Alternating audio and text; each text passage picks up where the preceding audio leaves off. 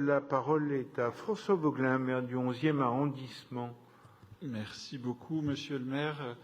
Chère Chloé, chers collègues, le jardin Truyot, je suis d'autant plus convaincu, avec moi l'ensemble de la majorité du 11e arrondissement, de la qualité de son travail, de l'intérêt de son travail, tant sur le plan social, environnemental que solidaire, que j'ai moi-même signé la convention qui lui permettait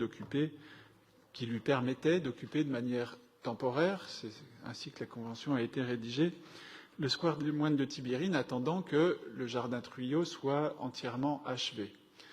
Le jardin Truyot a subi une déconvenue quelques mois après son ouverture, puisqu'un pan de mur s'est effondré. Il a donc fallu reconstruire ce mur et le jardin entièrement terminé a été livré ce printemps.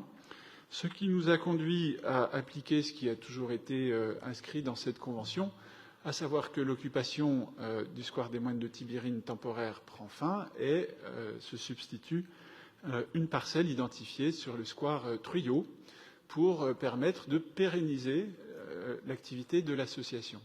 J'ajoute pour la complète information de notre hémicycle qu'il a été question d'une deuxième parcelle pour installer un jardin pédagogique, parcelle pour laquelle le rectorat s'est toujours opposé à la participation d'élèves en raison de l'absence de grilles sur le jardin Truyot.